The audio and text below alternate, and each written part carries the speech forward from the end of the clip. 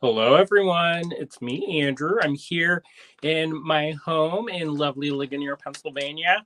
I wasn't really planning on going live today. Originally, William was going to do the live for today.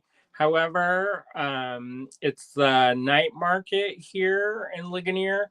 And so he was going to stay open late for that. And there were a bunch of people in town. He's like, well, maybe I can do a make along. And it's like, if there's a lot of people, you're not really going to be able to talk to the folks that are watching on the live. So I said, I can do it. So yeah. So I didn't really have a plan for today, but we're going to just wing it, y'all. I had briefly talked about this technique before. It seems oddly like, I don't know if it seems weird to you, but it seems oddly like there's like a haze on something. Maybe my camera's dirty or something. I don't know. Um, if you're watching, say hello and say where you're watching from. It's always nice to see where people who's watching and where they're tuning in from. I see Marianne's watching. Hi, Marianne. So I decided to do the live for tonight. Originally, I was thinking about doing some mokomagane in technique in polymer clay, but that I have to get that kind of situated at the cottage. I don't really have my workstation set up for polymer yet, so everything's kind of like in a heap there. And so if I do that, I definitely want to be able to have a nice setup. So it may take a little bit of time to get that going. But once I do, I think it'll be a fun one. It's something that I did a long time ago, and it's probably one of the first things that I did when I was learning to make polymer clay. Well, actually, no, I take that back because I've been making polymer clay since I was child time. And so as it was probably one of the first techniques that I did as an adult that I remember being like, oh, that's so cool. I need to do that. And at the time, there wasn't a ton of resources available for mokomagane in metal.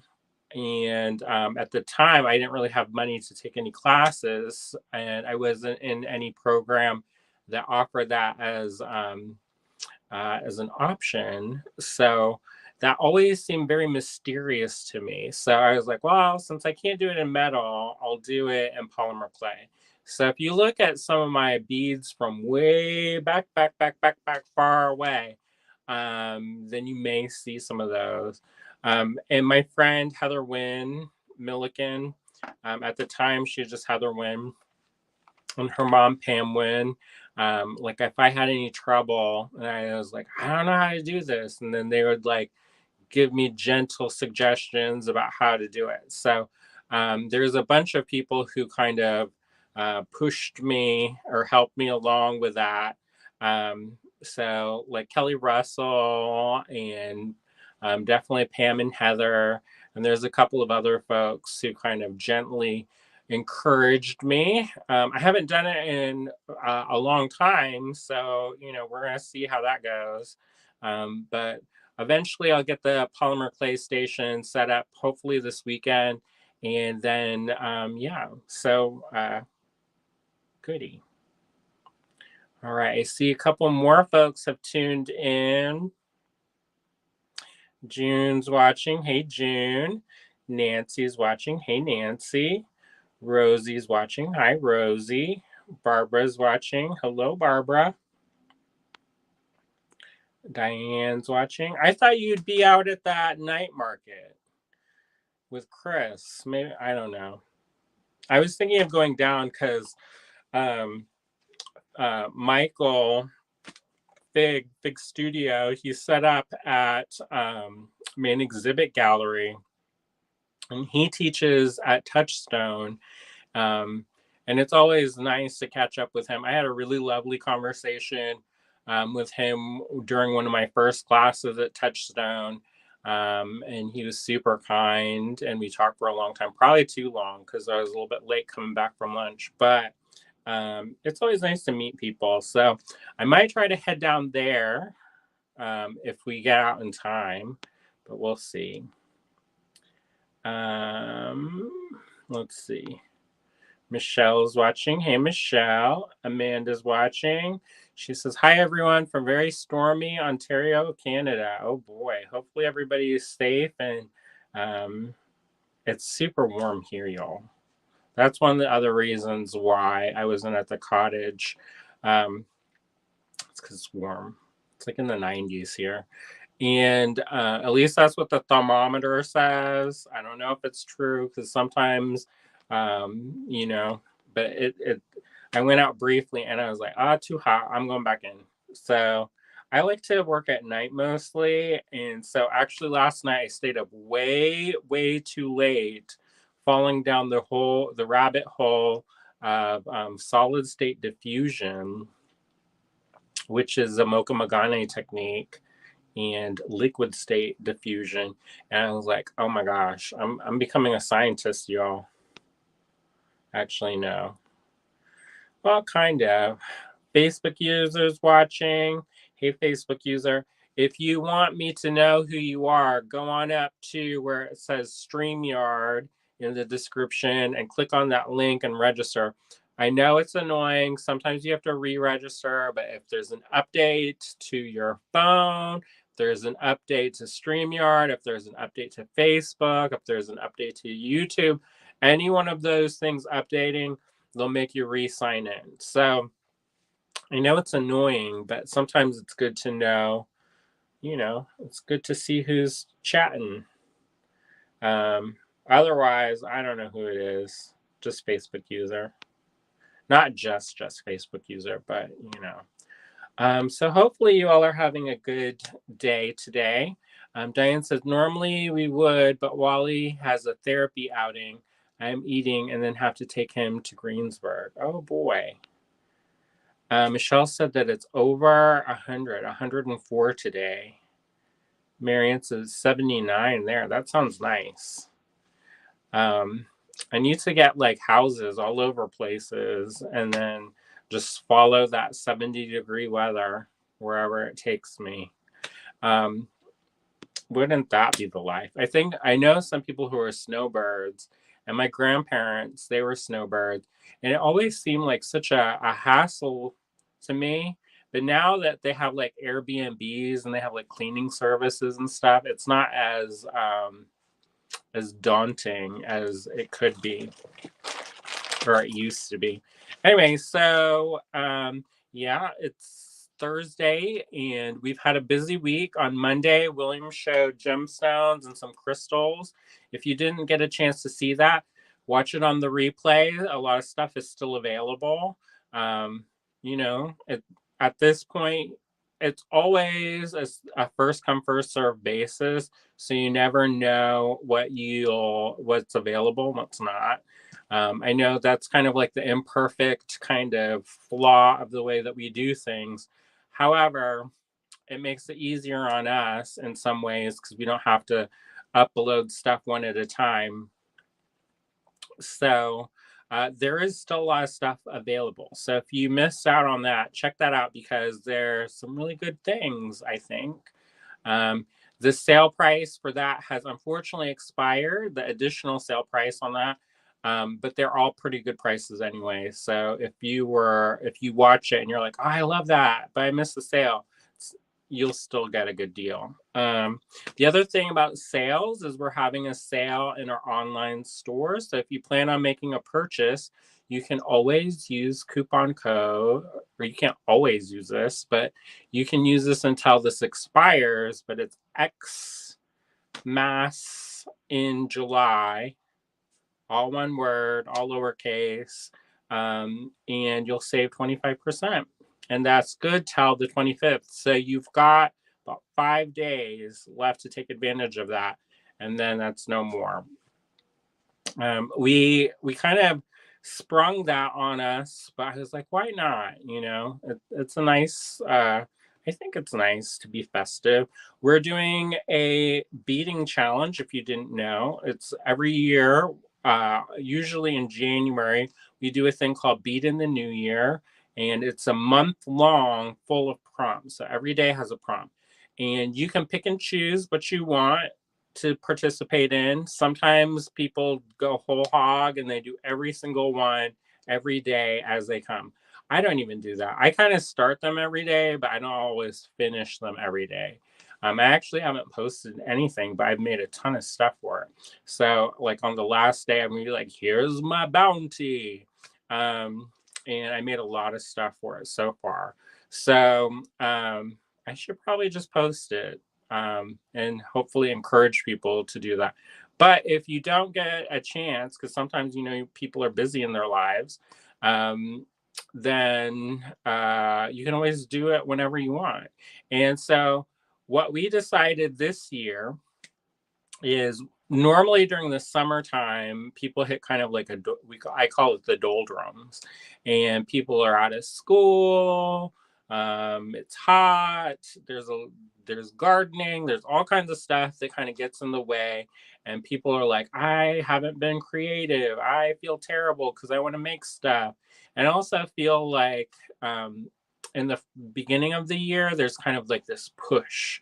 There's this kind of like communal energy to be the best version of yourself and do New Year's resolutions and all that fun stuff.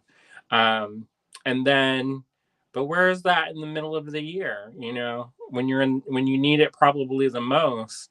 Um, so we decided to do a month-long thing of prompts, a calendar of prompts, and we're doing it called the Summer Fantasy. I'm sure all of you who have been watching are probably like bored to tears about me talking about this, but you know, I'm not bored of it. So I'm going to keep talking about it. So the Summer Fantasy is kind of choose your own adventure. You can go like whole hog cosplay.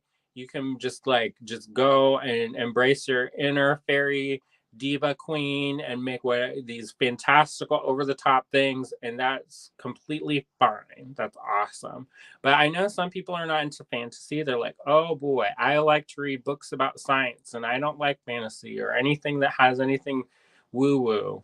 And that's fine too. So we kind of made our prompts open ended so that people could decide how they participate and engage their level of engagement. Engage their level of engagement. That doesn't sound right. So they can choose their level of engagement. So I think that's fun. And I've seen a lot of really wonderful projects that people have been making. And I think that's cool. I think anything that we can do to push and promote creativity, I'm on board with it. I think that it's awesome when people are making stuff, when they feel creative, when they're inspired, when they're inspiring other people, when we form community through lifting each other up, through positive reinforcement and constructive criticism. I think that that's a beautiful thing. Community building. If I actually could make money off of community building, I would do it. I would totally do it. I don't know how to do that. I kind of feel like I don't know. I'm kind of I don't know, but I think it's a beautiful thing, and if we can do it, awesome. So there's that going on today. I think is used lava beads in a design. I don't really have any lava beads here, and I wasn't really planning on doing the live tonight. So if you missed that part in the very beginning, the shop is open late tonight for a night market. So William was going to do it originally, and then he's like, but I can do a creative make along thing or make along, and I was like, if there are a lot of people, it's not going to be a very good video where you're like stopping and starting, stopping and starting. So I said I can jump on. I can do it. I can do it. So anyway, so that's why I'm here now. You may be like, hey, you're here a lot, and that That's what happens.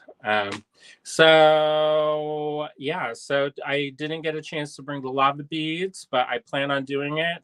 I'm gonna head over to the cottage when it kind of cools down a little bit and get kind of start keep cleaning because I've been organizing and cleaning that station up. Jen is supposed to be filming tomorrow evening with William, so I might be back again tomorrow. But yeah, so they're going to be filming tonight. So I kind of made a mess because it's one of those things where whenever you're cleaning, it kind of gets worse before it gets better. And I feel like it's going to be like years of worse before it gets better. But we're going to be optimistic and just hang in there and try to do our best. So, anyways, that is going on in the background. And then what else? So, the other thing is, if you haven't seen Jen's, speaking of Jen, if you haven't seen her tutorial from last Saturday, right now, because it helps when people are watching and when people like and share these videos, it's also helpful. So if you did not get a chance to do that, please do. I would be remiss in saying not saying that. So and William would be deeply disappointed if I didn't tell people to like and share our posts. So like and share our posts.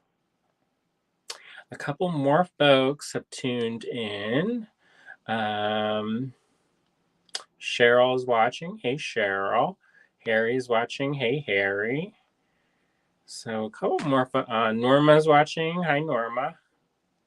So yeah, we've been busy, and kind of a weird, kind of a lot of really weird conversations lately, and some family issues and different things like that. And I'm not going to go into it because it's kind of super personal stuff that's happening. So that's kind of been weird, but and kind of a little bit take up a lot of time. But anyway, so regardless, so there, even with all these weird kind of conversation, it has been kind of a gold star day for me, and I'm going to show you some stuff right away. Right now, I'm going to flip the camera around. I don't really have anything. I can't think of anything that I'm missing because I like to do like kind of a recap. And oh, so Monday we did the crystals. Oh boy, I can't even remember what we all did. Yesterday, I know we did head pins, and if you missed that, I showed people how to make head pins, their own bald head pins. I also showed a way to use embossing powders to add color to your head pins if that's something that you're interested in. Because I think that's fun. You can add some really cool effects that way. Harry says, I am reorganizing my Etsy shop, rephotographing every piece, and organizing storage. Well, good luck. I can't. And one of the things that I want to do is like, if there's anybody local who is a librarian or wants to pretend to be a librarian, I'm reorganizing my bookcase at the cottage. And I'd love to get it. I kind of know where everything is, but I also get into the problem where sometimes I forget that I have certain books. And I didn't used to be like that, but I also had far fewer books. So I want to, at one point we had this idea that we would catalog our books here at the house. And so William found this app, and you can actually search it. And if it's got a QR, not a QR code, a SKU, like a barcode, you can scan the barcode and it adds it, and you can kind of organize it and make your own little system. So I was thinking about doing that at the cottage. I know something that's not like at the top of the priority list with all the stuff that we have going on. But I think it would be good to know and be able to find stuff like references really quickly. So if anybody wants to pretend to be librarian, maybe I'll buy a pizza and we'll Maybe not pizza, because if your fingers are greasy, we don't have a sink at the cottage yet, so I don't want any greasy fingers. So maybe I'll buy something non-greasy that people eat with a fork or utensils, and then invite people over and we'll organize all my books.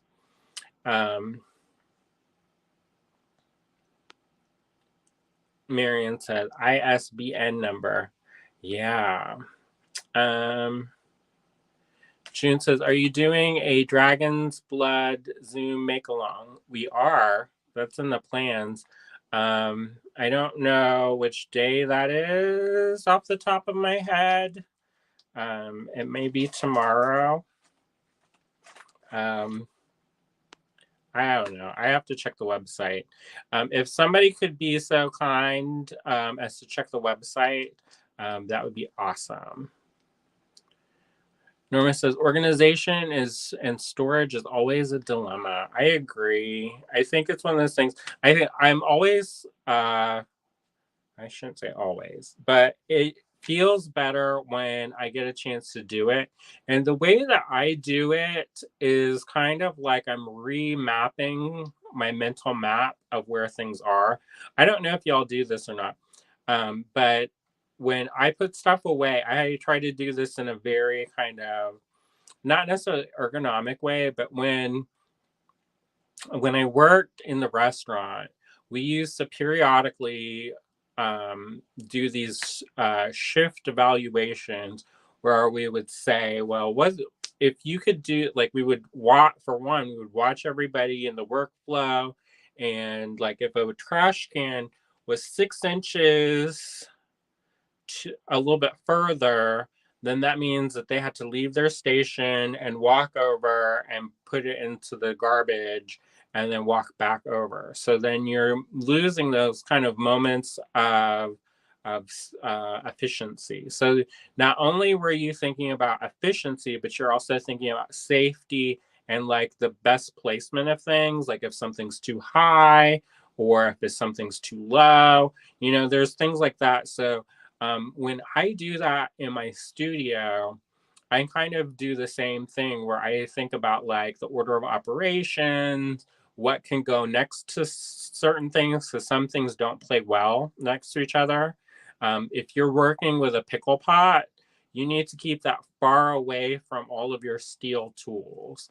I know that some people, when they have a metalsmithing studio, they have like a small space and they have to work within the confines of what they have.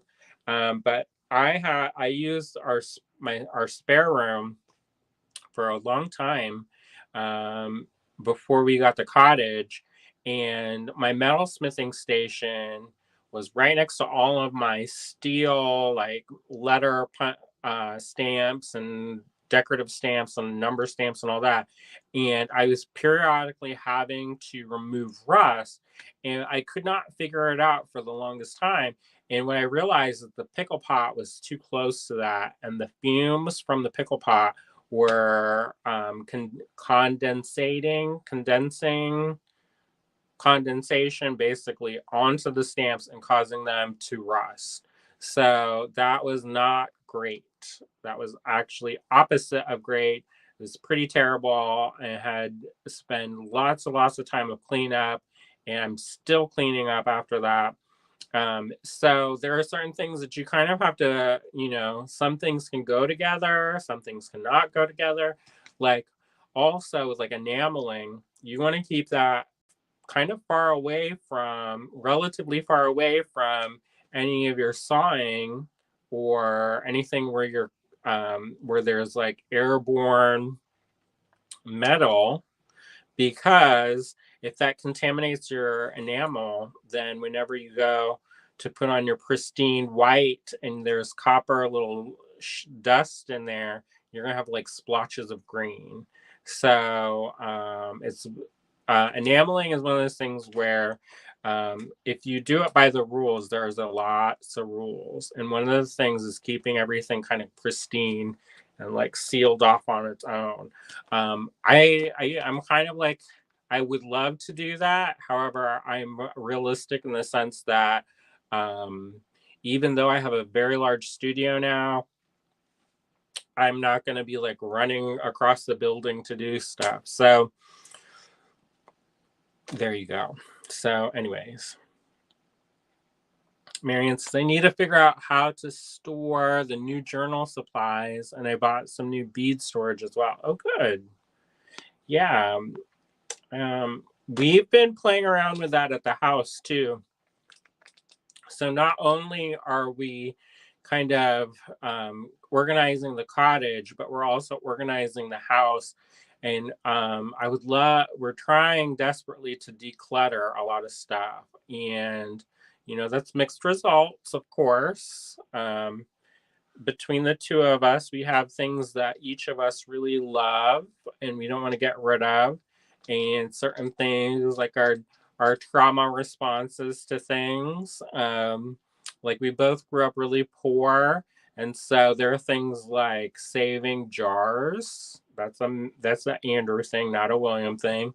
And he saves the boxes for the technology that he buys. And so each of us has kind of our own particular things that we don't like to get rid of. And so we are kind of having to deal with all that. And we're doing that at the house too. And one of the things we're also doing is kind of planning out what makes sense in our own house. Because like when you enter our kitchen, we usually use our back door in our house. There's maybe like 2 times a week that we'll go out the front door, if that. I hardly ever go out the front door. And there's a little counter that is right next to the door, and it's counter space that we use in theory for cooking. However, it becomes like the catch-all. Like when you get home, you like throw all your junk down and put the mail there and put, whatever little bits and bobbles. And so one of the things that we did is we put this shelf up, and it's kind of in this weird spot. And we're gonna have to find like a real spot. But it's kind of like a place where when we get home, we can take off our shoes and put them there and put like our keys and all that stuff. Because I have a station like that set up for the front door, but I don't actually use it because I don't use the front door. So then does that make sense? Like like you have to walk to get to it. And so if you have to do extra steps, you're not going to do it. Like I feel like if you block a bunch of cupboards and stuff, you're never going to use those cupboards. So either whatever you're putting in there, you don't need to have it accessed very often, or I don't know, or just empty it out at that point. So anyways, June, I already said that about the Zoom make along. It's listed online, but I can't remember off the top of my head. Harry says, most of my books are shelved by author and date of publication. That's a good idea.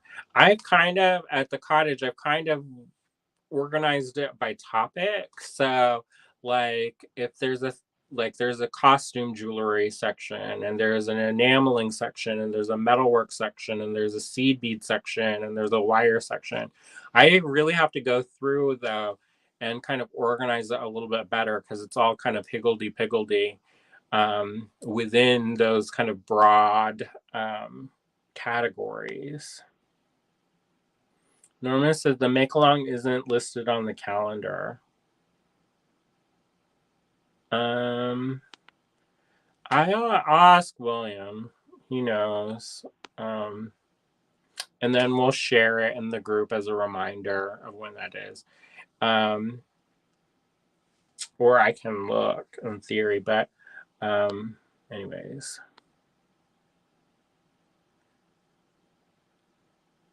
Harry says, I have dragon's blood, essential oils, in the tree sap, and it's in a tree sap. Wonderful smell. Yeah, that's another thing. The resins, those are pretty cool. You can do different things with that. And one of the things I was doing, experimenting in my art practice, was dissolving it with a little bit of alcohol and then using it almost as like a varnish. Some of the things turned out a little sticky, so that wasn't best practice, but I think I can get it so that I can do stuff with it. But that's another thing. I'm always experimenting on different things, and so that's one of them, is using natural resins. Like at one point, I was like crushing up frankincense and copal and different things, and using different. Basically, it's like a tincture because you like infuse the alcohol with different things, and then you use that then to dissolve the resins. So that's like a natural resin. June says it's not listed on the calendar of events or on Facebook. So well, I don't know. We'll post that. I think what it was is it was listed in the product description, and when the kit sold out, then that went away. And in theory, there should also have been a slip of paper that came with your mix or your kit. So I don't know. I can't remember. But in any event, we'll figure out, we'll post when that is and do a refresh. And I'll ask William to update the website with anything. Let's see. Amanda says, do you have a pendulum? I have found things by walking around with my pendulum or necklace with a pendant you can use. Norma says, that's new to me. Michelle says, we save our boxes to a point when we realize we will not return the item, or we know we won't be boxing the item anytime soon. Yeah, but we have boxes from like a long time ago. And I realize that some of them are sentimental, like the first iPhone box, because William loves technology and he loves Apple. And so there are certain things that I understand, but then there's also things that are long. It no longer exists in our home. And so anyways, I mean, it says your pendulum will start spinning wider and wider the closer you get to your last thing. That's a good thing. Norma says, all of my AG stuff is in a big wooden container, so it has to be there somewhere. I just can't find it. Well, good luck. Marion says, no paper with the kit. Okay. Well,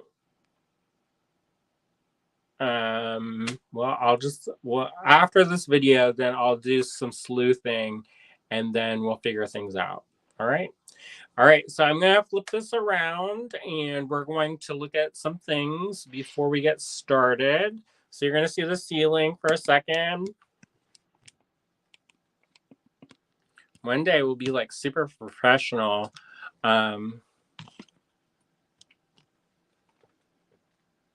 I know we know when the make along is because we planned that out in the calendar. And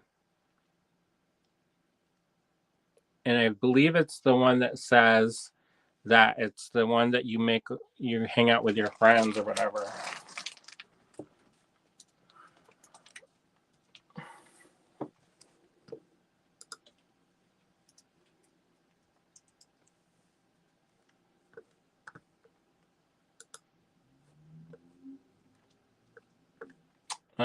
Hold on one moment, please.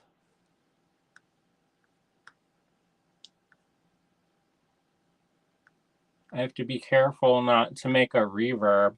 Oh, one of the other things that I wanted to mention before we get too far is I know a couple people have been asking about these ginkgo leaf kits. And so those are live in the online store. So if you wanted those, then you can get they're still available. There's still some available. Boy, I have to scroll back for all time. I understand why people In theory, the make along is probably tomorrow because it's a design along with friends. So that makes sense.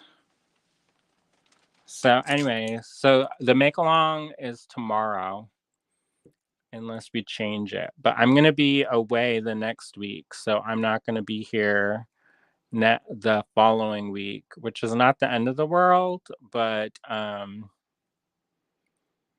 yeah. So the make along for the Dragon's Blood is tomorrow evening on Friday, the 21st. All right. So this is what that looks like. And if you don't want to make this like this, you do not have to make this like this. You can make this your own and change it up. And one of the things that I did, I don't know if I showed this on camera or not. I can't remember. It's been so long. But I showed another technique of how to texture. I must have shown this because I remember doing it on camera. So I don't know. Anyway, so there's another technique of texturing the metal and then also adding these kind of undulations to it. So if you want, you can do, add even more texture to your ginkgo leaf earrings if you want. So if you don't want it to be flat and textured, you can do this and then still, you can add holes, more holes, less holes. It's up to you. You can add paint, you can or do not add paint, you can add patina. There's so many different things that you can do to really customize and make it your own. If you wanted to, you could probably enamel these because these are pure copper. You do have to be a little bit careful with that. But yeah. Oh, Deb's watching. Hi, Deb. I miss you, Deb. So yeah, so we've got that going on.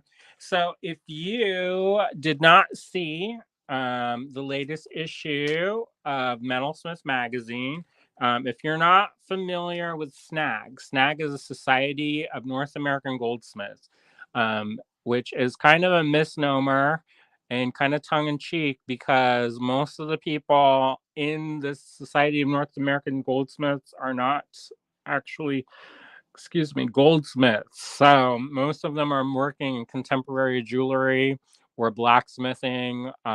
So any kind of metalsmithing.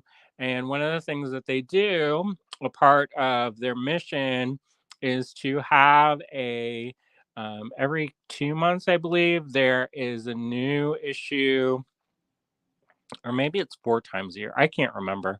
But every so often, there's an issue of Metalsmith magazine. I love it. I love it, love it, love it, love it. The editor of the magazine is named Adrienne, and she is so funny and witty and quick and smart. And I just really enjoy her. And yes, so she's really wonderful. And she does such a good job. It's really wonderful. It's a cross section of what's going on in the contemporary jewelry field. I feel like they talk about sometimes hard topics that people don't necessarily want to talk about, but they should talk about. Things like identity and ethical resources and all kinds of stuff. Right in this issue, they even talk about AI, which I know is a big hot topic for a lot of people. So, but the reason why I'm showing this to you all, if you didn't get a copy of this, I definitely encourage you to go and get one. It's $16. Magazines back in the old times used to be like basically free, but nowadays with all the printing costs and everything like that, they're a little bit more as everything is seems like. But the thing about this magazine is I'm going to do this. So if you're going to need me, don't contact me between this day and this day because I'm going to watch this. I'm going to do the virtual symposium. And that's my friend Tanya Crane. And there's Adrian. We had this really weird conversation in Providence. And but anyway, so ta-da! That's me, y'all. Hyper focused on mold making or mixing resin. That's also me looking mildly pregnant because it was a little bit chilly. So I had my hands in my pockets. And so there you go. And then there's William. Hi, William. And so I participated in the Snag at Touchstone event, which this write up is about. And I had a really lovely time. I was one of their early career artists and I gave a presentation, and then I did a demo on working with resin. So for me, I thought it would be cool to show people, you know, a different application that they could use with their metal smithing. Because I know, like, a lot of times people, when they get in their lane, they kind of stay in their lane. And I am not like that. If you know me, I like to do all the things all the time. And my life is dedicated to learning new things. And I'm just gonna, I don't know. That's my way. So um I talked with some of the folks about how they can incorporate their metalwork with resin, and how they can use resin to form things.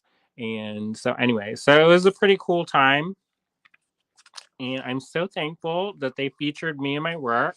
I'm also, if you're in Memphis, my piece is in this show. I just got sent a press packet today with images from the exhibition. So if people can't make it to the show in person, they can still check it out virtually. So I'm going to post those sometime tonight because I just got the email about it. But anyway, so this is a fun, I don't know. This I always love. Um, I got kind of my start in the. I'm not going to go through the whole thing because then people are not going to buy the magazine. But anyway, so I got my start in the magazine world. So when I was in the jewelry world, I got kind of my start in with magazines, books and magazines, writing for them. So it's kind of a lovely full circle moment where I'm starting to get more in publications and stuff again. It's a little bit different than the beading stuff that I do, but we're all multifaceted creators. So here is the little creature that I was working on the other day. I got this much further. So I got maybe 3 or 4 rows. Not excellent progress, but my book on tape ended, and I'm kind of in that weird spot where I'm trying to pick what I'm going to listen to next. And I want to listen to the Wheel of Time, but if I listen to the Wheel of Time series, I know that that's going to take like a month, so or more. And I'm kind of like, well, maybe I should listen to some of the like one-off things and do something like kind of lighthearted before I jump into this like epic high fantasy business. But we'll see, um, we'll see. I think I'm gonna maybe there's a new book that just came out called Wayward, WEYWARD, and it looks really good. And one of my friends said it was really good. So, and they usually give pretty good book recommendations. So I might listen to that before I jump into, who the dragon is. But then it could be fitting because I don't know. Most of the books I listen to are dragon, fantasy, paranormal, something. So anyway, so there's that. And so let's do the 2 beads before we digress too far. All right, so this is a fairly easy project. If I'm going to show you two different ways of doing it, so that if you here, this is one of my projects that I'm working on for our summer fantasy. There's this one for make something with emeralds or something that's green, and so I was thinking of making this kind of elaborate necklace, fairy queen style. And I don't know if y'all know this, but one of the reasons why we chose that as a prompt is we were talking about alchemists that week. And apparently, there's instructions on how to make the philosopher's stone, which is one of the key things of alchemy. And the instructions are inscribed on an emerald. And so I was like, oh, let's do an emerald challenge. So that's what that's for. That was like a couple weeks ago. But eventually I will post all the things I made. But anyway, so that's one of the things I worked on. And yeah, so let's do this. So we're gonna make some beads. I call them tube beads, but I've seen and heard people call them other things. So you have to take that with a grain of salt. Now, one thing that I will say is that if you do this project, you can do this with any kind of seed beads. However, delicas or cylindrical beads like Matsuno and stuff like that work way better for this than others. And that's just because they're a little bit more uniform in shape and they kind of lock together. So just keep that in mind. Normally, when I do this project, I like to use um, a uh, a thermally bonded thread. However, I just ran out, so we're gonna use this. I think this is Nymo, and so I do like to use Nymo, but for certain things, and this is not one of them. But this is gonna be awfully short demo if I can't use anything to work. So I'm going to cut off a wingspan of thread, and I'm going to thread my needle.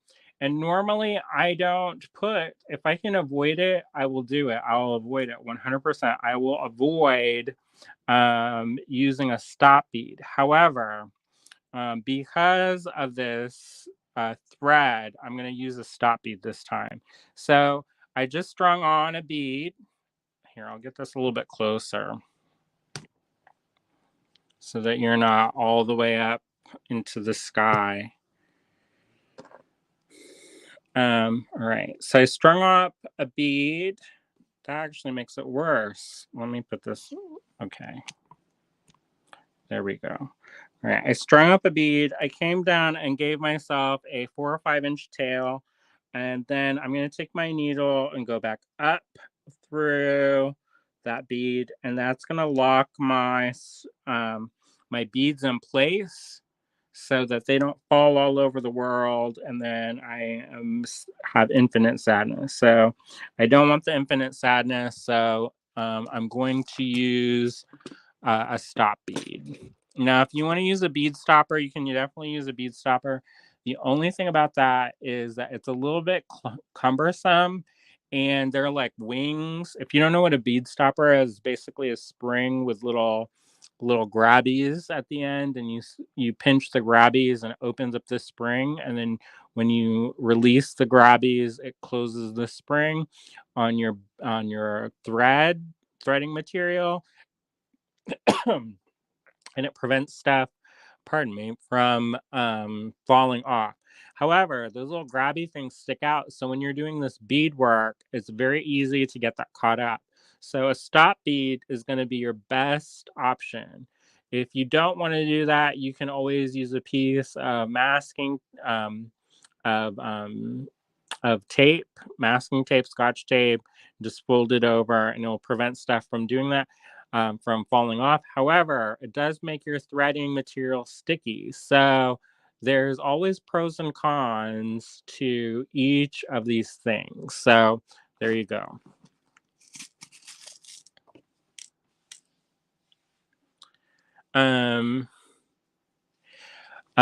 Michelle says, is that a seed bead case? Yes, it is. So I have lots of these, but I never actually use them.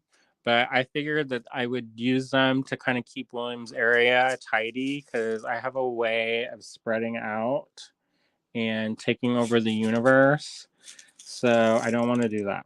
So these are size 8 and they are Japanese. I believe they're Matsuno beads. They're not delicas, but if you want to use delicas, definitely use delicas or Matsuno. They're just flat on the side. So when you look at the beads, in my little sketchbook, when you look at like a row cow is like this, and when you string these up, they're rounded on this edge, so they move. You know, they kind of they don't naturally lock in place. Like that's because there's a curvature, things are going to want to slide and slip. With like a delica, they're shaped more like this. With Matsuno, they're shaped more like that. And so when they fit together, it's almost like blocks. They fit more like that. And so there's a little bit more precision about how they come together. So those are really good. Anything that has like a more angular side to them like this is better. These will work, but if you're new to this technique, it can feel really wavy gravy. So, um, I'm not saying you can't do this, you can't use these, but if you're just starting out, use these, get the technique under your belt, and then maybe try these out. And you can mix and match too. So if you have, it's not ideal necessarily because it can kind of shift things, but you can use. Eventually, you can mix the like different kinds of beads and shapes of beads.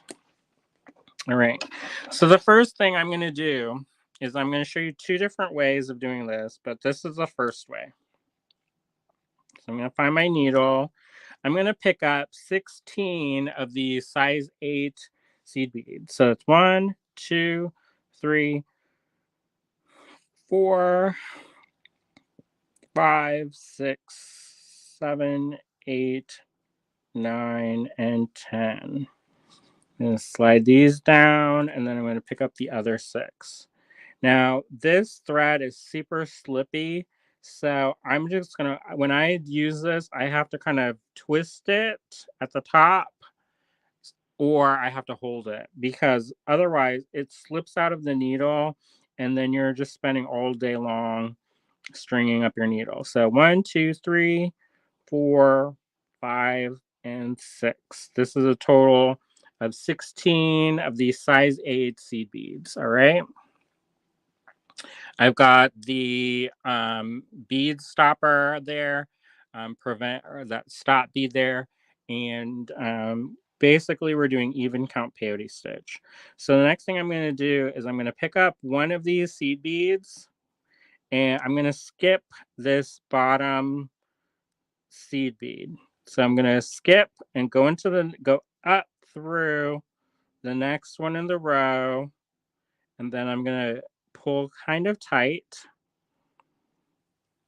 And I want those 2 beads at the end to sit next to each other like friends. This also helps to do it, I find, on a flat because you can actually see it for one, and number 2, you're not fighting against gravity.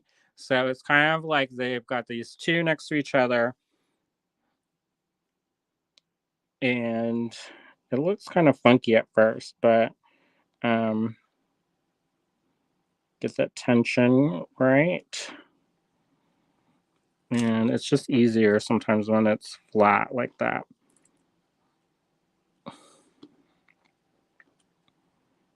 All right. So the next thing you do, and this is, whenever I'm starting a CB project, you kind of have to use a little bit of faith because otherwise things are kind of moving, it's kind of loose, it's just wanting to fight you. So I'm going to pick up another bead. I'm going to skip this. Let me see. I skipped this one. I'm going to skip going into this one, and I'm going to go up through the next one. Michelle said with Nymo, it's harder. Correct. Because it's a little bit more wavy gravy style. The thermally bonded thread, like Fireline or Wildfire or whatever, is a little bit easier because it's stiffer. However, there's pluses and minuses to everything. If you use Nymo, you can do almost like a beaded fabric made out of it, and it has a beautiful kind of drape to it. All right, picked up another bead. I'm going to skip the next one, and I'm just going to continue adding beads by picking up a bead and skipping the next one in the row and going up through the next one. And this is going to form the basis of peyote stitch for me. All right.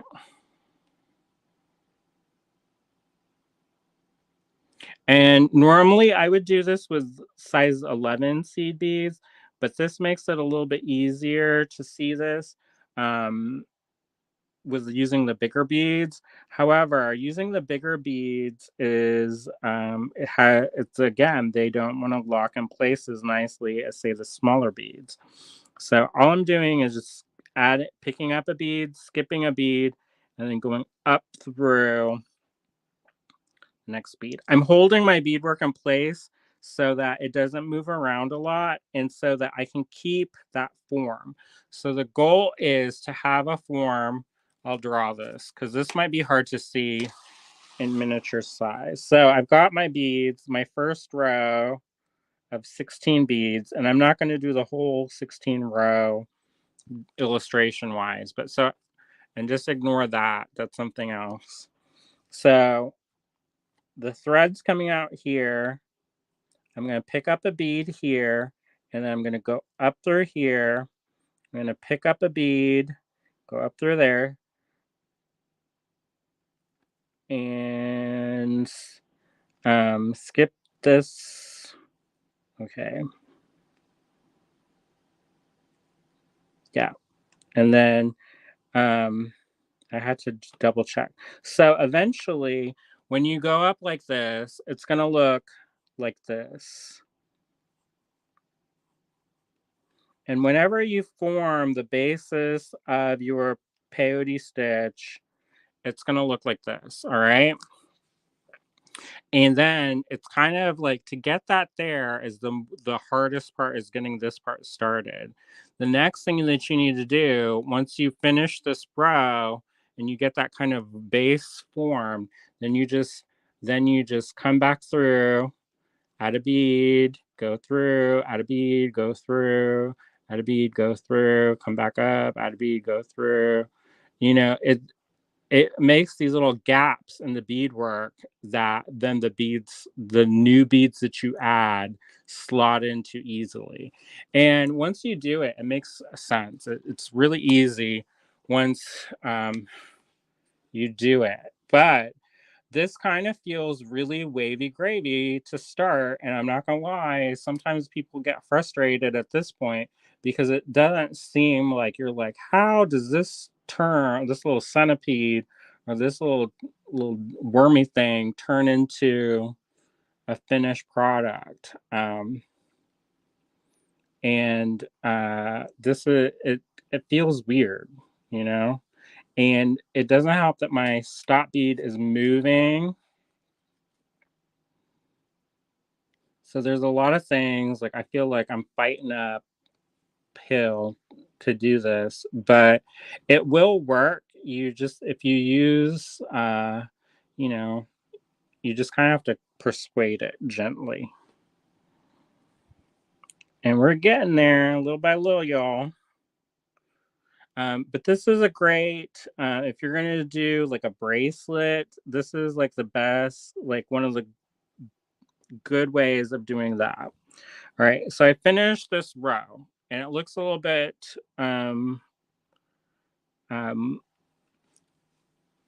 wavy right now, but it will tighten up You just have to have faith. So see what I mean? Where it's that 1, 2, 1, 1, 2, 1. So it's so we've got those sitting next to each other. And then I'm going to flip my beadwork over. So I'm going to start working from the bottom to the top. All right. So the next thing I'm going to do is I'm just going to pick up a bead and then go into the next pokey out bead. So this is the sticking out. I don't know if you can see this or not. So this one's sticking out. So I'm going to go through that seed bead and then I'm going to pull tight. And this is where it really starts coming together once you're able to add those additional rows. So I picked up a bead. This one's sticking out. I'm going to go through that. And if you get like a phone call and you got to go answer the phone, you can always know where the next bead is, where you put the thread next, because it's got an empty spot and you just continue down the row. So that's what I'm going to do. And I'm going to continue this until I have 8 rows. All right. If you can play around with this also, and you can adjust however many. However, I would recommend to do an even number of rows because this is an even count peyote stitch. You want your rows at the end to be able to lock together. So if you do like a weird number, it's not going to line up. So you're going to have to add a row or subtract a row. So you'll want a total of 8 rows. And the way that you can count the rows, in case you're like, I don't know, you turn it up on the side and then you count 1, 2. So we have 2 rows. And then we'll just keep going. So I'm starting on my 3rd row. There's a gap. I'm filling that gap, going in the sticky out bead. Don't you all love them technical terms? Now, this is also a thing where you can experiment with pattern. So these come together actually really fast when you're not describing it. Once you know how to do it, it goes really, really fast. So I can do these, not quite in my sleep, but I can almost do them in my sleep. And you can play around with color, with pattern. If you want to get a grid out, you can grid your pattern so you can make little designs in it. I just have these one color right now that I'm working with. Yeah, you can see once you get going, it's pretty easy. It's pretty mindless too. So I can actually watch TV while I'm doing these because all I know is I'm going into the next kind of slot. And then when I reach the end of the row, I flip it over. All right. I flip it over and then I continue. Now, depending on how many rows you do, if you do fewer rows, you're going to end up with a slimmer tube, which may work in your benefit. If you use less than 16 beads in your first string of beads. See, that's the thing about this one, it just slipped right out. So that is another thing where I have to twist it while I'm kind of working. And I also have to either that or hold it. Now you can kind of knot it. However, I find that is a good temporary solution. But if you have to go into any small places, these beads have pretty ample size holes. These size 8 beads have pretty ample holes. So it doesn't, you won't get caught up on these as much. But for example, on the dragon or that creature that I'm working on, I'm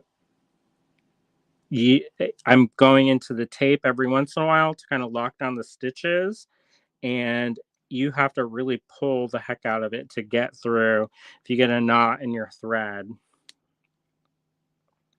So I'm just continuing on. Is anybody eating anything good for dinner tonight? I don't know. So while I was in Baltimore, I really didn't eat very well because I was so tired when I got home or got back to the Airbnb. And I was walking everywhere and I lost a bunch of weight. And so I was like, I don't know, maybe I should move to a city where I abuse myself. Um, and then I'll be skinny again, I guess. I don't know. Um, all this country living, eating good food.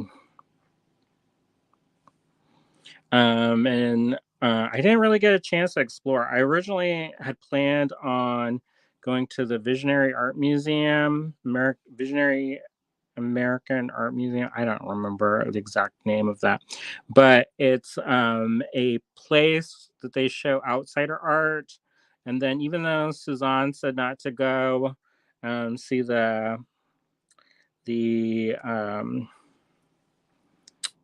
Edgar Allan Poe um, tomb or whatever. I don't know. I can't remember what it was, but I think I didn't get to go. I didn't do anything. I just basically after the class I went to sleep because I was so tired. But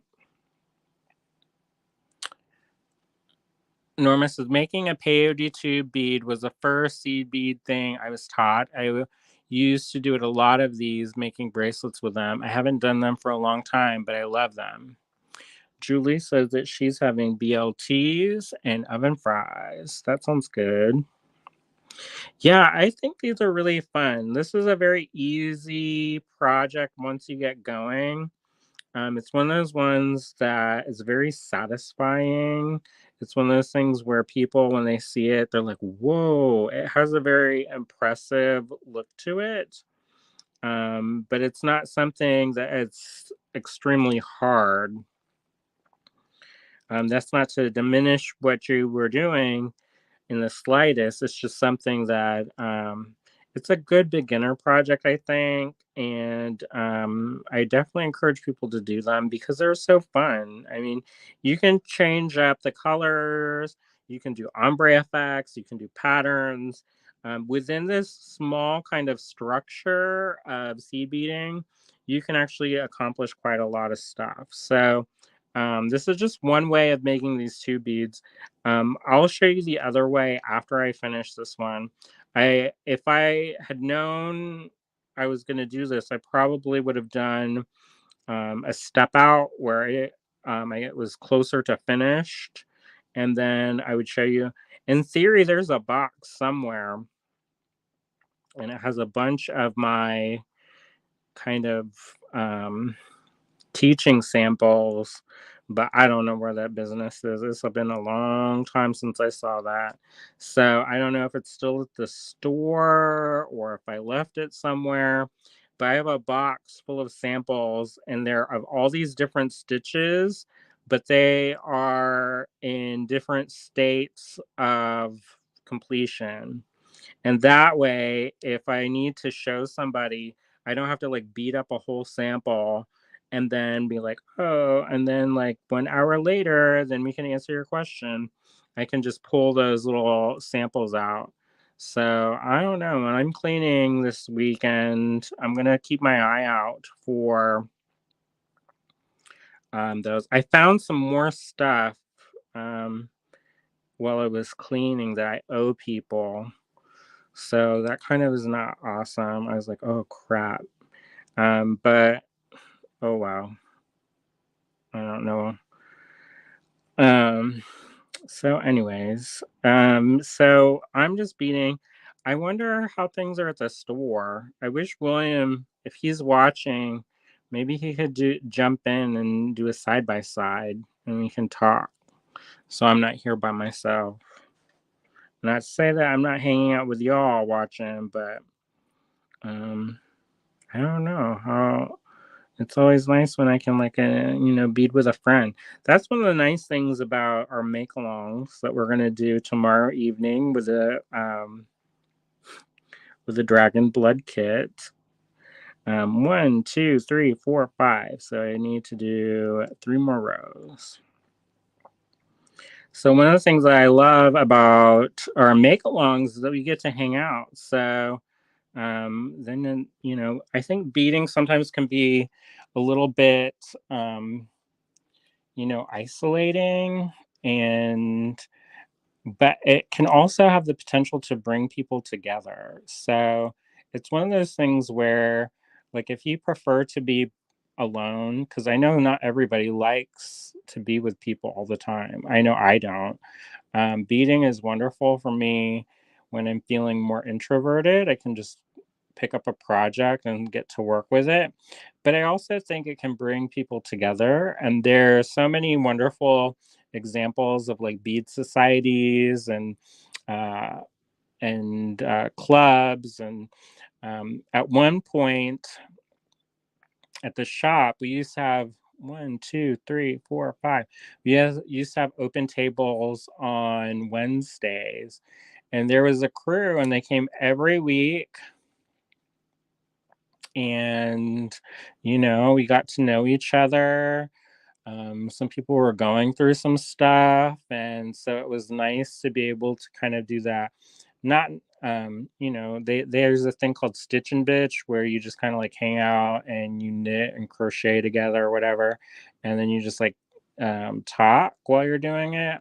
So a lot of times it was like that. And I don't know. I kind of miss that. We are kind of bringing more in person programming back. However, it's just taking a little bit of time. It's one of those things that it just takes time to rebuild. Um, and I'm thinking about maybe bringing back the Wednesday group. I've been talking to William about it. Um, right now, we're just getting extra help in the store.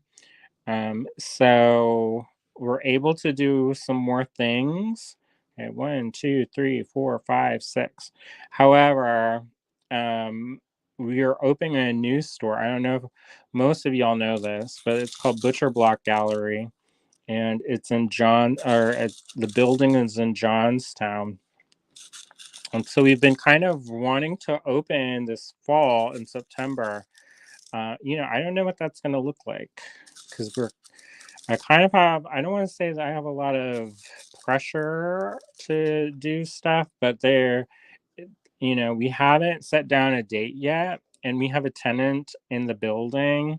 In the upstairs, they rent an apartment above the shop.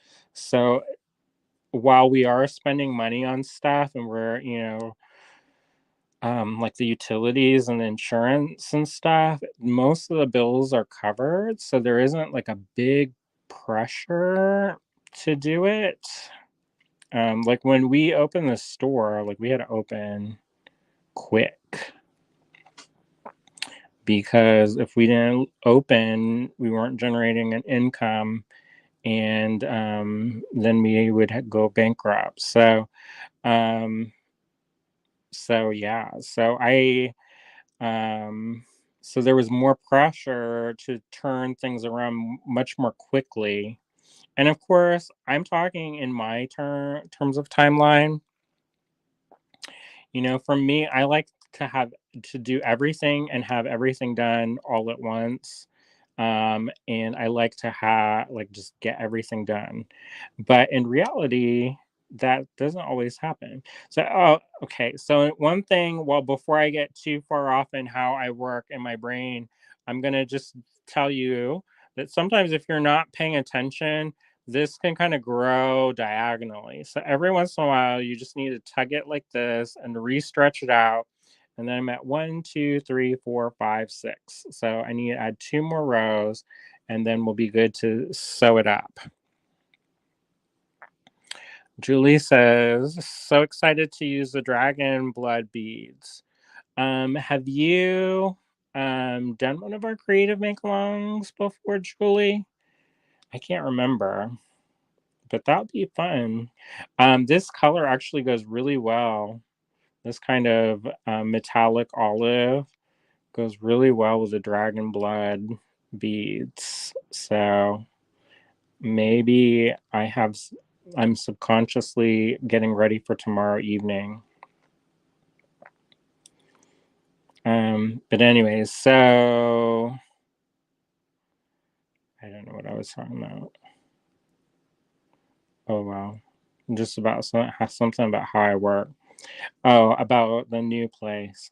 Um, yeah, so that's coming along, but it's coming along pretty slow because I want everything, in my opinion, because I always like everything to be done right away. Like I like to see progress. And so I guess that means I'm impatient. One, two, three, four, five, six, seven. So this is going to be our last row.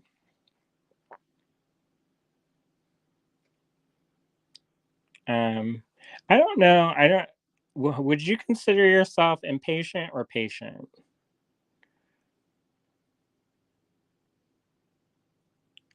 Julie, so my first make along with AG have had my kit for a while. Oh, good. Um, yeah, you can make stuff in advance too, because there isn't really a set project. It's just for us to hang out. But you know, it's up to you. Some people are better at doing stuff in front of other people, and some people are not. I know one of the people who attends regularly, they're like, I don't like to be on camera, I don't like to be in a group, but I like to hang out. So um yeah. All right, so I'm almost. June says she's both. Michelle says I am both. It depends on what's going on. Yeah, I don't know. I am pretty patient when it comes to some things. Like I can, if you have a giant thing of seed beads and you need somebody to sort through them, I can do that and I don't have a problem with it. Some people, they're like, William, he is not in it. He's not into it. Okay, 1, 2, 3, 4, 5, 6, 7. All right. So we're going to add one. All right. So to get to the finished 8, so I have 1, 2, 3, 4, 5, 6, 7, 8. I need to add one more row. All right. So we're almost there, y'all.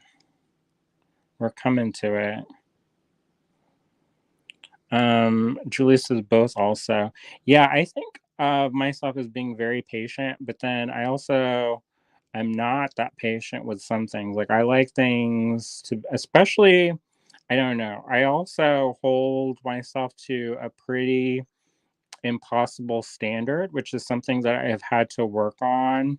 And so like I would really like I've been doing a lot of work the last few years on not pushing myself to the point of burnout or breakdown. And because that's usually what I do is like I'll push myself and push myself. And then,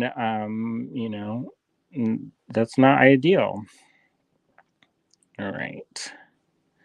So even though we're not making a lot of progress really fast, in some ways, I feel like we are making progress. So I have 8 beads at the top. 1, 2, 3, 4, 5, 6, 7, 8.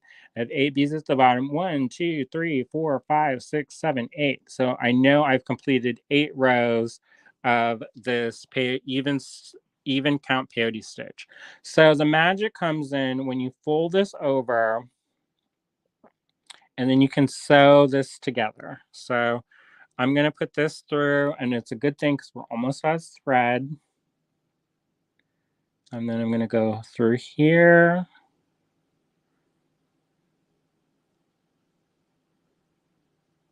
And then I'm going to go through here. And you're kind of like it's like a zipper. So I've got these. You just know that this is going to go into this next slot. And then that's going to go into the next slot. Oh my gosh, we're going to just like barely make it with a thread. Because I hate adding thread on these things that could be just one piece of thread. In some ways, it's good, I guess, because then you're going to reinforce your stitches or whatever. But I kind of feel like with this, it's pretty solid. So It's not something that is going to be like there is not going to be like a tremendous amount of pressure put on any one kind of like joint. Like sometimes when you're designing stuff, there are weak spots that you have to compensate for.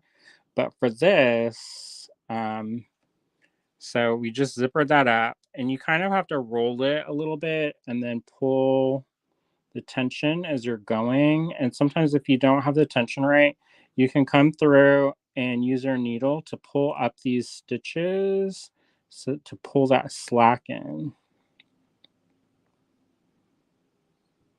And so that kind of sounds weird, but and if you get lost about where to pull, you just follow that thread path and you can find it, and then you can adjust the tension as you go. So it's better to just get the tension right the first time, but if you don't get the tension right the first time, it's not the end of the world, and you're not going to have this weird kind of thread loop hanging off the end.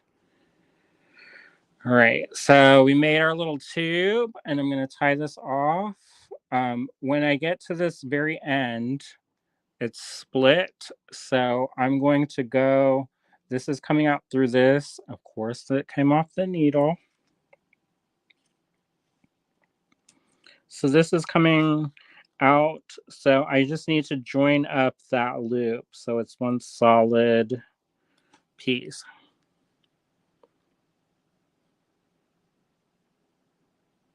Sorry to take that off camera, but I needed it closer to my face.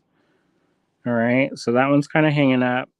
So I'm going to go down through that one and then back up through that bead to finish it off. And then I'm going to add a half hitch knot. Came off again. Julie says, favorite part, zipping it up. Yeah, it's very satisfying, isn't it?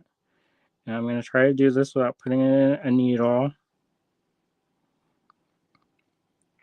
If I was very particular, I would go through and reinforce all of my end stitches, but I'm not going to do that for this. It's pretty sturdy, so unless you're going to put a lot of weight on this, then I wouldn't necessarily worry about that. And I do have a tail, and I can weave that in there to tighten some of this up. Like this is a little bit looser than I would have liked at the top. So that's one thing, like this little beaded bead. And you can also, if you don't want to make it this long, then you can definitely make this shorter. So if you want to make this like 8 beads long, like half as long, you can do that. And these go like, you're almost done. So this is this one. I do have to weave this extra tail in. But for the most part, this one is done. So you just have to weave this in, tie it off, trim your things, and then you're good to go. So you can string this on flexible beading wire. One thing that I like to do, and it adds weight. So if you're concerned about adding weight, this is when plastic beads are awesome. You can string up on your flexible beading wire some beads that are small enough to fit through this hole. So I'm guessing like these fiber optic beads. Let me find them in here. I have some fiber optic beads in here that are great for that. And if you don't have fiber optic beads, you can use whatever bead. But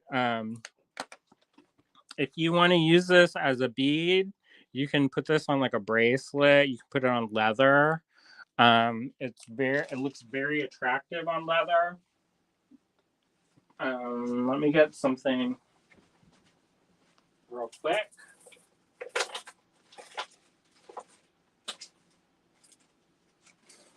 So I have a head pin, and And I have this bead. And I can string that on there. And then I'll test it out first to make sure that that doesn't go over that. And I would use a longer head pin. Oh, if only I knew how to make my own head pins. See yesterday's video. I do know how. And this is a little bit of a too small bead. So I would use a slightly larger bead and use a longer head pin. But for the sake of just finishing off this video, this thing, I would string this up with the smaller beads. Oh, for one thing, I would straighten this out, make sure, use my pliers to make sure that this wire is straight and not curved. There's a couple ways you can do that. There's people who like the wire straightener, but I kind of feel like if you hold this at an angle like that, and you kind of twist it, you can straighten the wire that way as well. I don't want to manipulate it too much, because if I do it too much, I can accidentally work harden the head pin, which is in some ways kind of good, but in also some ways not good if I want to further manipulate the end of the wire and like bend it over. So just imagine, picture in your mind, this is a longer head pin, and I have a slightly larger bead at the tip. Either that, or imagine the tube being shorter. And you can take this like so, and then slide this over the piece, or the tube over that. And what that does is it helps keep the shape. Because if you have just like a thing inside and it's just hanging out, it can kind of bend and it doesn't look as full and as uniform as if you have that like that. So if you had this as a longer head pin, you could just make a wire wrap loop. I would probably string another one of these beads on the end here, just kind of to cap it in. And then you can put a wire wrap loop and use it as a pendant, because it's fairly large, or even earrings. I mean, it's kind of on the borderline of getting maybe too heavy, but yeah. So there's that way. Now, I'm not going to do the full way of doing the second technique because I've showed this before. And so the second way to make one of these tubes, I'm going to cut off a wingspan of thread. If William's watching, if you can bring me home a fire line, I will enjoy that greatly. So the way that you do this is you figure out a mandrel situation. So what I mean by that is you will thread your needle, and I've got this straw. This straw is a little bit larger than this, but and I don't know exactly how many beads I'm going to need to go all the way around, but I know that if I want it to be even, I've got to have it be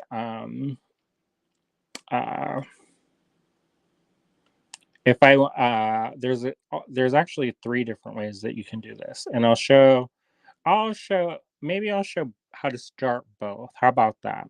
Now this next technique is a little bit different. You're not going to have the same result as this one, but what you do is you pick up however many beads you need. So 1, 2, 3, 4, 5, 6, 7, 8, 9, 10, 11, and 12. Let's try 12.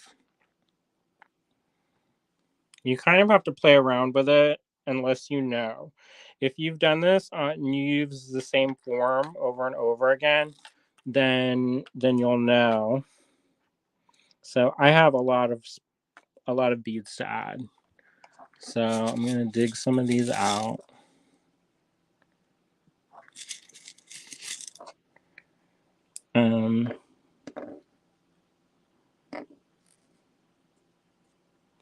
So I'm going to pick up, I have 12, so that's going to be 13, 14, 15, 16, 17, 18. Let's see if 18 works. So I push them together so there's no gaps.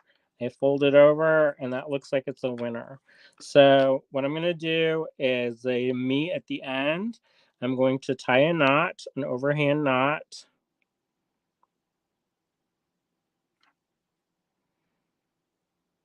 And I'm kind of working backwards, but that's fine.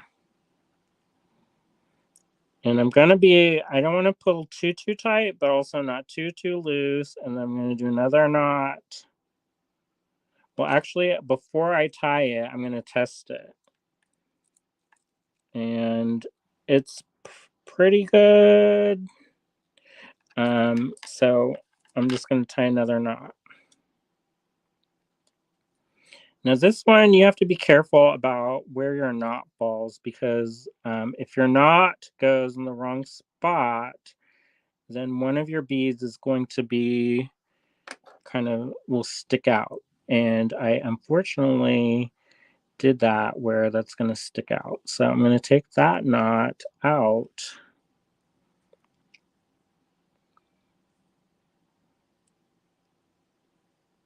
And pull that kind of mess out. So you want your knots to be on top of each other, not on either side of the bead. So in theory, I'm just going to hold this and pull this all apart and then redo my knots. With the other project, using this Nymo is a little bit more tricky because it's a little bit more slick. One thing I didn't show is using a little bit of beeswax or thread heaven to condition my thread. Usually you do that so that the beads, if you need any kind of lubrication when you're passing them through, but it also it makes the thread a little bit stickier in some ways. So that may also help to keep the knots kind of tight. So I'm going to do it again, and then I'm going to make my knot without testing it because I've already tested it. I'm going to pull that up so that it's in between the beads, all right?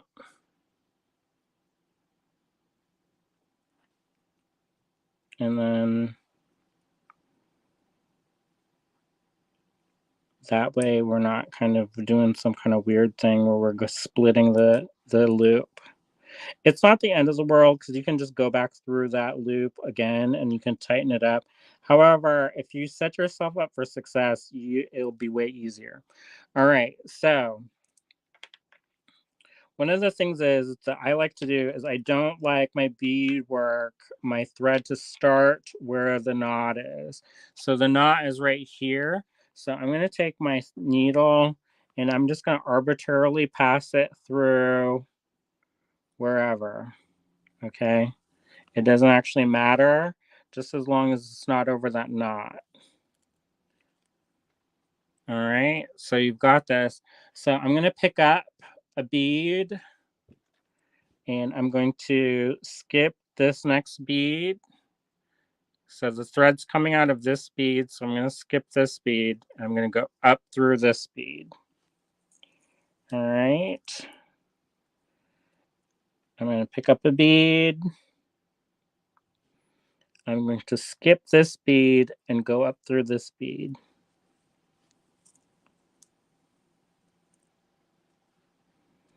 All right. And one thing you may have noticed is that I'm pulling my thread over to the side here like this. And this is going to encourage this to be the bottom and this to be the top of my beadwork. So pick up a bead, skip this bead, go up through this bead.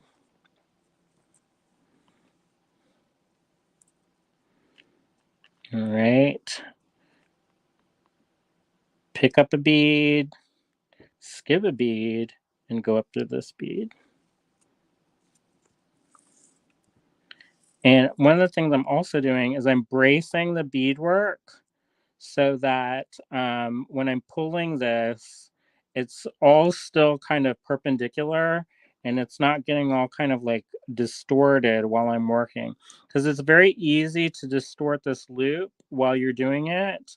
And you can, it will kind of trick you and it'll start elongating in this weird way. And then instead of having like a smooth top, you'll end up with this kind of weird, loose, wobbly top to your tube bead. And then that's less than ideal. So I just pulled my thread off of my needle because that's fun. And I'm almost finished going all the way around. And I'm not going to finish a whole one for you because y'all have other stuff to do in your life.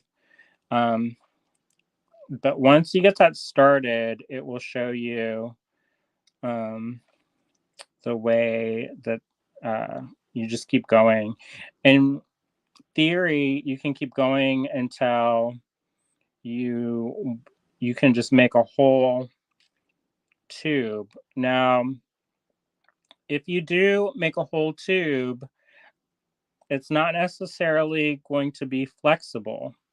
I've seen people do like a tube and then they try to bend it. It doesn't always work that way, you know. It's so if you are going to do this, I would say do them in smaller segments and then link them together like after. I don't know. Um, make them like short links and then stack them, and then you'll have more flexibility because when these get locked in place, they actually get pretty good. They get pretty sturdy and they don't necessarily want to bend. And so when you're working with a bracelet, that's not ideal. All right. So I don't know. Okay, here we go. So I added a bead. Now, one thing when you're doing this, which is super easy to do, is when you're pulling this, it can get caught up on your straw. So this is a straw for like a sippy cup straw. It's a little bit sturdier than some of the straws. Now, one of the reasons why it's nice to have something that's a little bit sturdier is sometimes if you're really like if you put too much pressure, you can end up collapsing, like slowly collapse your straw underneath. So we don't want to do that.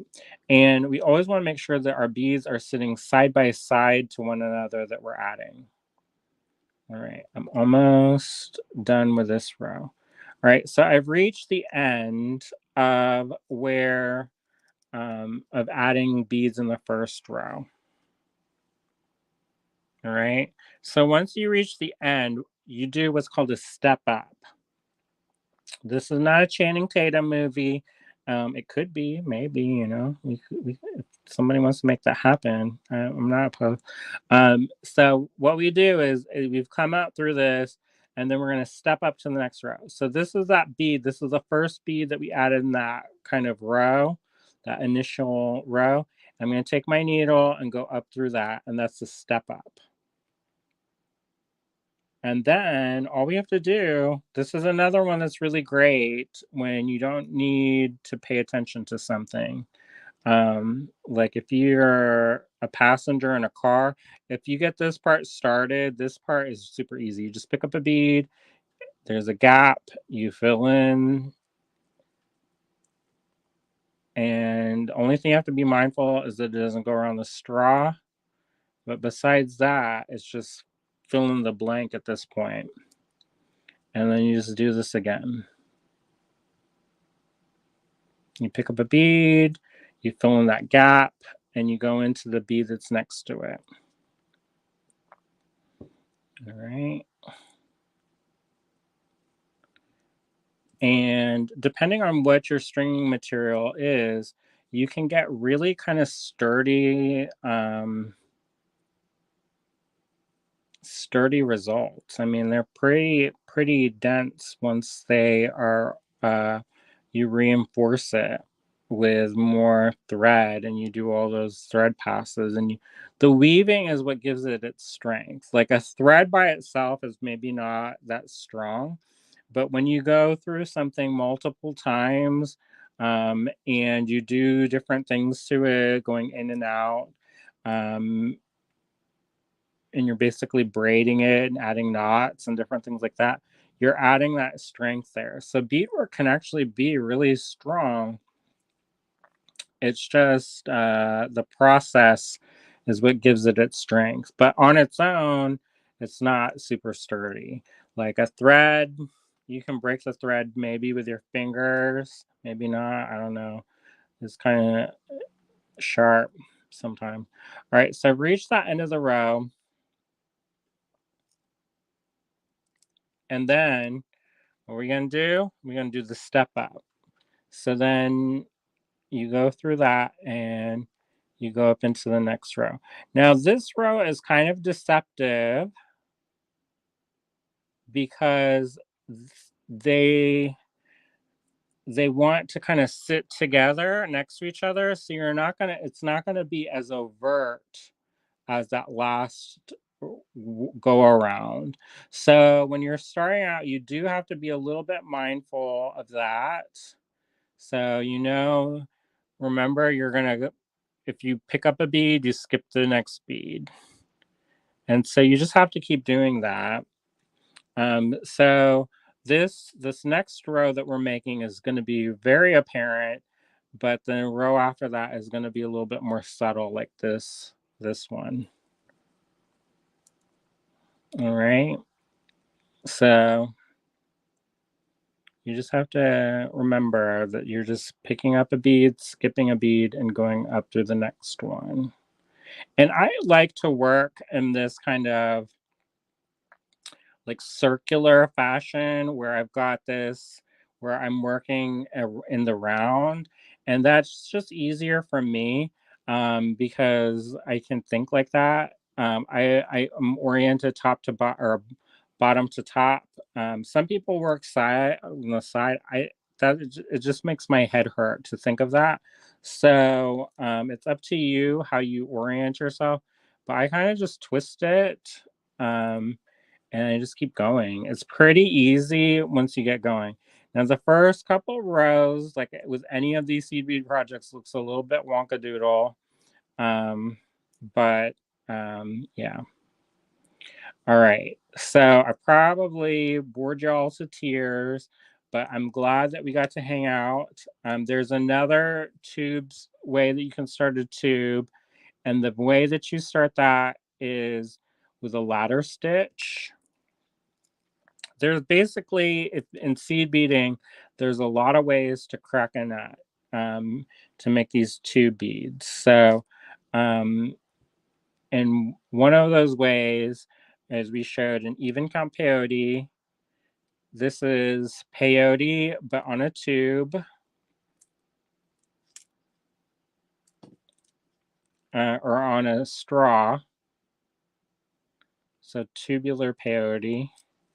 And then the other thing, so I reached the end of that, so I'm going to step up.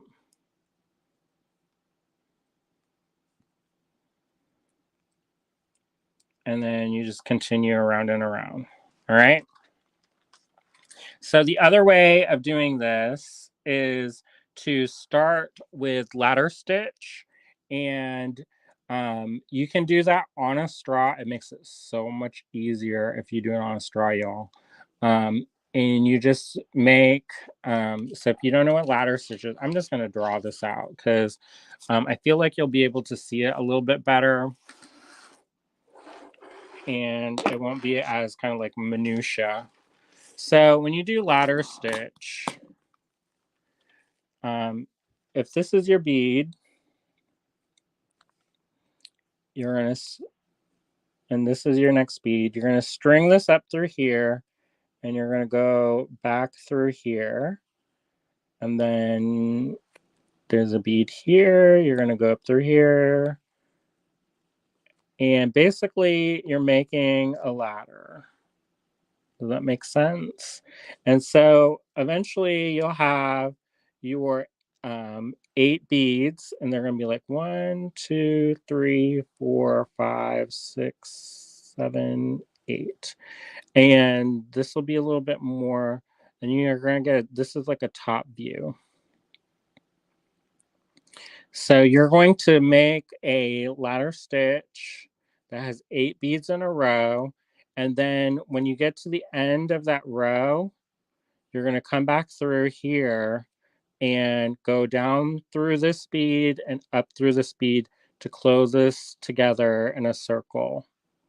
And what you can't see in this illustration is that in between each of these beads, since you're adding this thread, there's going to be a thread bridge on the top and there's going to be a thread bridge on the bottom.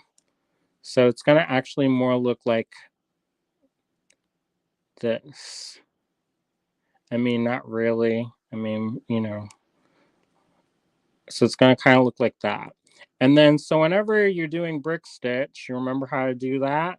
Whenever you finish this up, then you add, when you start a new row, so this is the first row, then you add 2 beads, and then you pick up underneath one of those thread bridges and pass that up through there.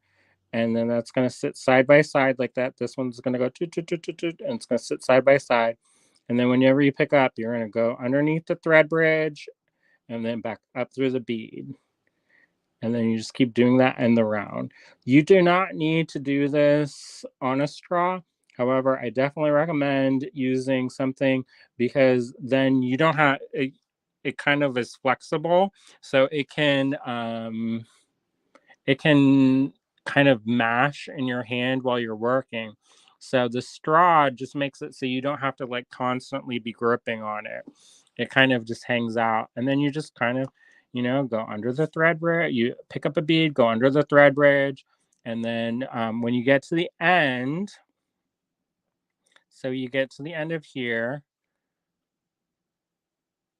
and you add, and the thread's coming up to the top, you just go down through the first bead in that row and then go out through the bead that in the last bead in that row.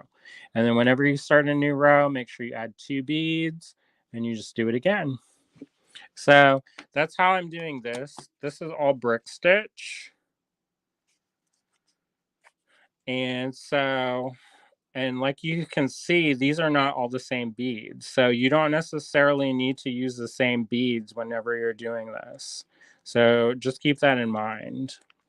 So to form this up, I've got the thread sticking out through here. I finished this row. So what I'm going to do is I'm going to pick up 2 beads, go underneath the thread bridge like so. You can also do it like this. I tend to go like this when I'm working on it. The traditional way is to go from the back, but if you have like a weird shape, it's hard to do that sometimes. So what I do is I go underneath the thread bridge. And sometimes it's easier to get the pliers so you don't accidentally break your needle because you're bending your pliers or your needle in a way that it doesn't want to be bent. And then, so you get those 2 beads next to it. And then you have to make sure you go through the front and then you go through this bead on the side. So I'm going to put this through the front and then go up through that bead. It's wanting to go on the other side.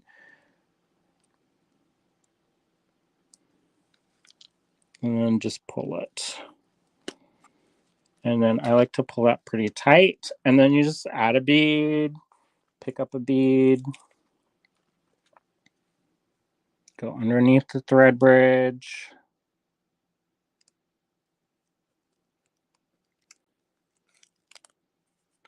And there is a knot in this thread, so that's why it's a little bit harder to do this. But normally you won't have a knot, and then it's way easy or way easier. All right, and then you just pull it, and then it locks into place. So that's how you do. This is not an even tube, so you can do that if you want. but on, say, something like this, it'll be an even tube all the way across. All right. Oop. So that's 3 different ways to make these 2 beads. I was only going to originally show you just 2 ways, but yeah, why not show the 3rd way? So hopefully you all enjoyed that. We'll be back tomorrow with another project or some kind of tutorial or who knows what. William and them are filming tomorrow night, so I feel like I'm probably going to be doing the creative make-along, but the creative make-along is usually 7 to 9, and that'll be tomorrow night, and we'll add the Zoom link. There should be an existing Zoom link somewhere, but maybe the calendar is not updated, so we'll send that out before the time. All right. So thanks so much for hanging out with me this evening. I hope you had a good time. And we'll see you tomorrow maybe. All right. We're going to do the Dragon's Blood kit. If you do not have that, don't worry. You can just come and hang out. We're not going to kick you out if you're not exactly working with everything that we're working with. And I think it'll be fun. So we'll see you tomorrow night for something around 5 and then back again at 7. All right. And that's Eastern time. All right. I'll see you then. Bye. See ya.